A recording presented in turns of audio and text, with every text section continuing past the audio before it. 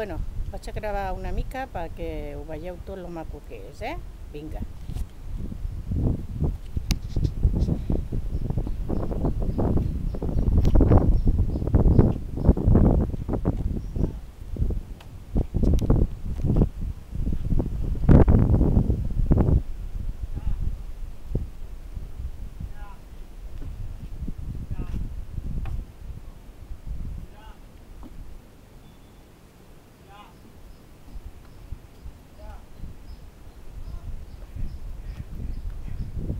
Ja veieu lo maco que és tot, unes casetes, el bungalow, mucho verde. Claro, es que estamos en la mitad, bueno, en la selva, Ya ves que unas casitas tan bonitas. Bueno, precioso. Hoy ya nos vamos. El altar. Para que veáis qué bonito. Todo precioso.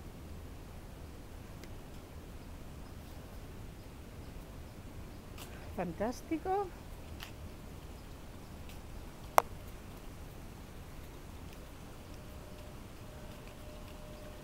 Fantástico. La piscina. Toda la piscina.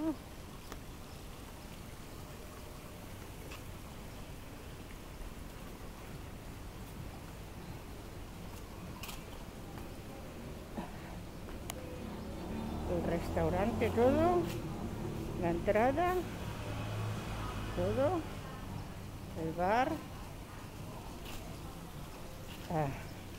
a donde me hice el masaje ayer.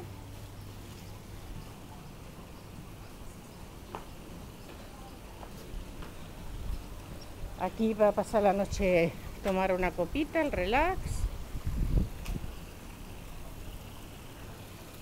Seguimos con la piscina. Una maravillosa fuente.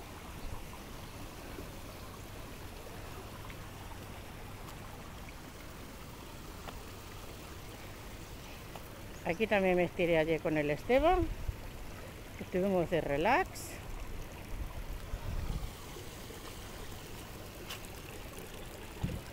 El jacuzzi.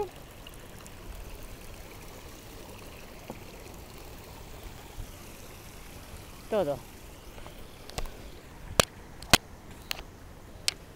Bueno, en fin, que todo es precioso y fantástico. Ya me gustaría que estuvierais todos aquí. Un besito.